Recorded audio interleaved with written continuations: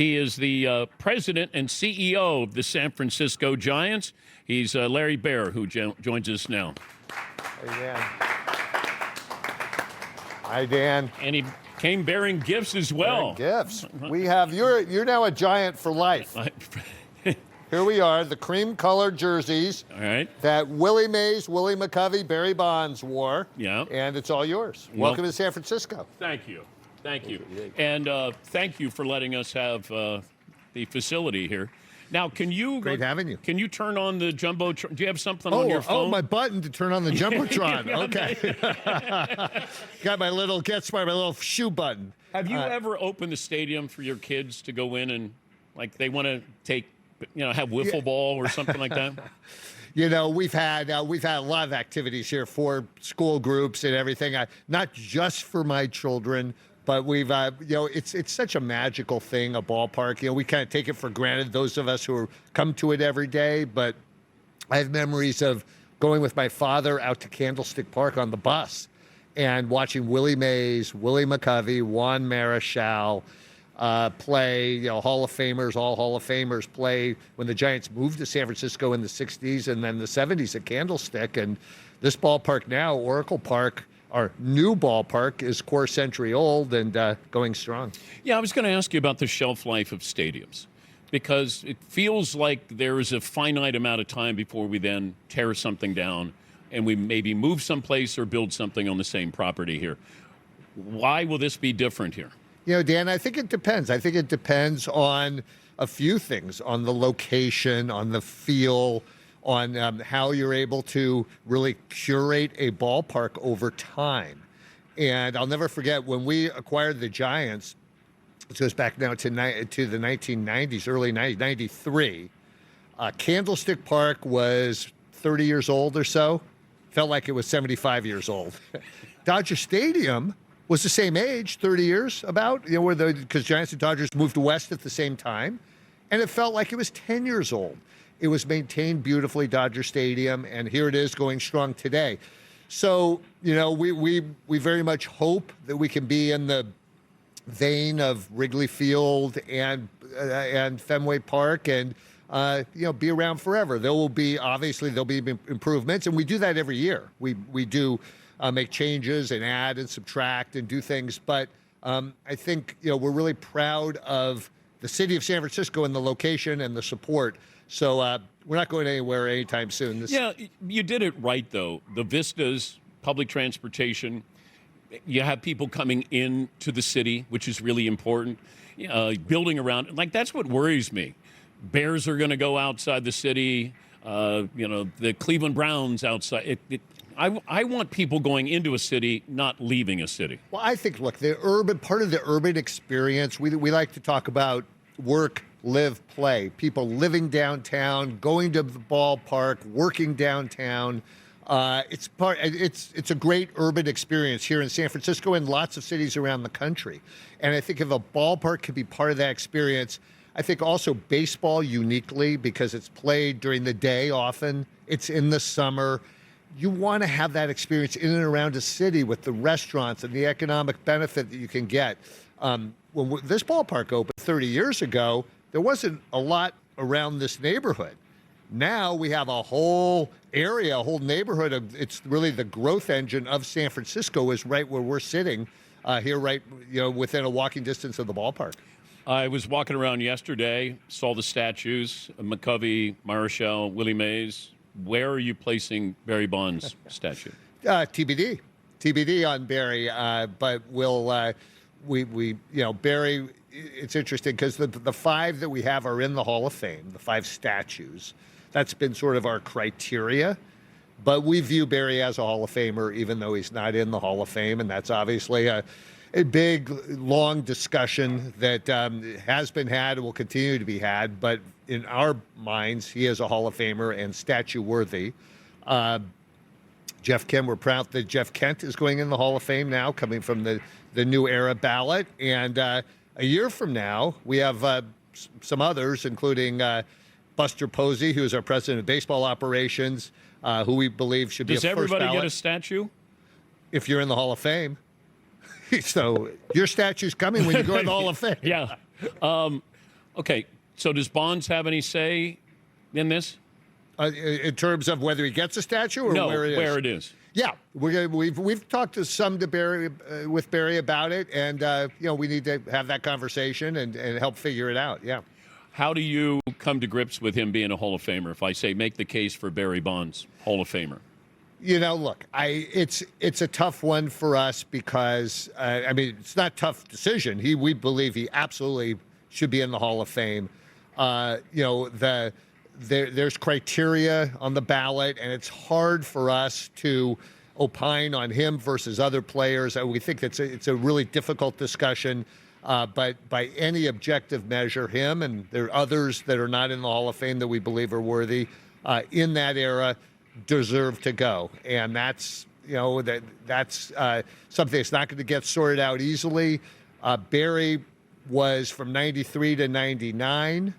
Before the allegations, was, we believe, Hall of Fame worthy for his career in Pittsburgh and San Francisco. So, that we can't, it's just, you have a feel for it, and it's a subjective view, and Barry's a giant. Barry's a great giant, one of the greatest of all time, and we believe he deserves to be in the Hall of Fame and deserves a statue. Fill in the blank. The Dodgers are blank for baseball. The Dodgers are a great competitor for baseball, for the Giants. Do you hate the Dodgers? I don't think, it's an interesting discussion. And I think you've talked to the commissioner about this and others, and let's just take all the sports. And here we are, at Super Bowl week. I think having a dragon to slay in a sport, and if you go back, it was, what in the NFL was once upon a time the Cowboys, the 49ers had their run. That's not all bad. The Yankees did that in baseball. You could say that's the Dodgers now. Having a dragon to slay isn't necessarily a bad thing for the sport. We want to beat the Dodgers, and we want to be at the top of the division, and one day we want to be the dragon to slay. Baseball is unpredictable as well. When we won 3 championships in 2010, 12, and 14, we weren't predicted to win any of those years. And we didn't have a top 5 payroll any of those years. So hats off to the Dodger organization, because they've done it with obviously high-priced players, but they've also done it with farm system and development. Well, people lose sight of the fact, what were they, 2 outs away from losing that World Series? So it wasn't that they breezed through everybody, but when did you decide, or do you have to hate the Dodgers? Like, that comes with the rivalry, doesn't it? You know what? Let me tell you a quick story, a couple of quick stories. Okay, number one, growing up in San Francisco, Juan Marichal and John Roseborough, and Giant Dodgers, and Maury Wills and Sandy Koufax and Don Drysdale with Mays, McCovey, Marichal. I mean, it was just one of the great rivalries of sports, and it remains a great rivalry. So hate is, I don't like the word hate, because it's just like it's a rivalry that gets your blood boiling in a good way. But the story I wanted to say is, the Giants almost moved to Florida. This is 1992, and the team was financially on the ropes, and that's when our group came together to buy the team. But there was a deal signed to move the team to Florida. The number one supporter of the Giants staying in San Francisco, Peter O'Malley and the Dodgers, because we came out together from Brooklyn and New York in 1958, and this is a spectacular rivalry. So on the field, we try to beat each other's brains in. Off the field, we're actually, colleagues and partners in trying to grow the sport, and having opened up the sport in California, first 2 teams west of the Mississippi. The Giants and Dodgers it's a great rivalry. So we like the fans being energized and all, but we think it's really adds to the value of the sport having this rivalry. He's the president, CEO of the Giants, Larry Baer. Can you overspend on your team? Can you overspend? I mean, it's the question is, how do you define overspending? Does it mean being in the luxury tax? Does it mean if you do development the right way, right? In which we were lucky enough in that era when we won championships.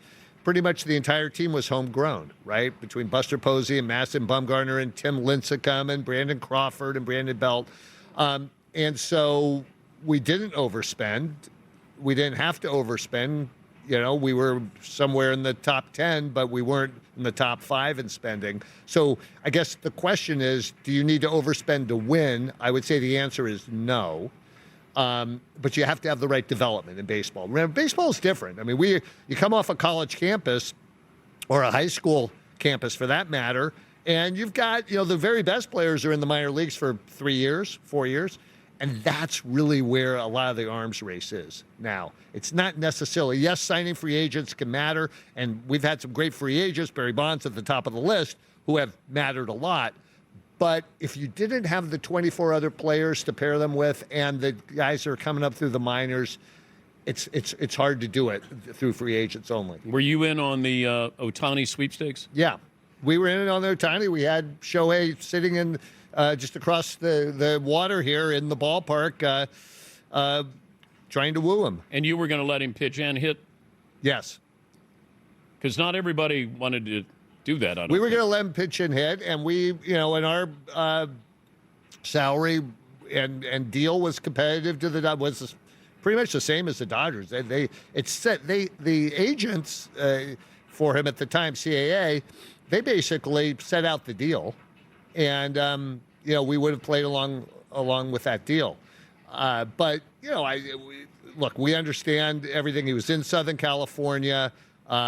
He is one of one. He's a unicorn. He's amazing, and he's good for the sport. Were you closer to getting Ohtani or Aaron Judge?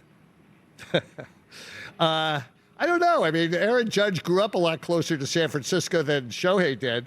I thought you were getting him. I thought you guys were going to. We had, it's interesting because Aaron's such a great guy, and he's grew up near here. We totally understand going back to the Yankees, his decision to go back to the Yankees because you're a Yankee great, and you step away from that.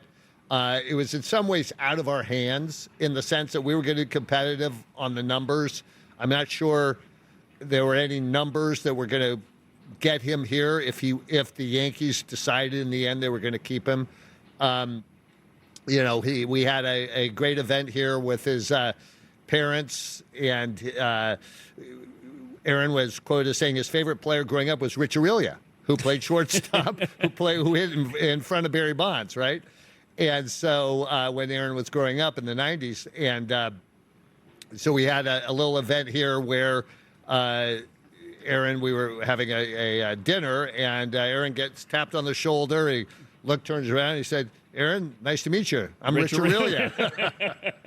So, look, we did what we could, but again, Aaron Judge is good for baseball. He's a tremendous player.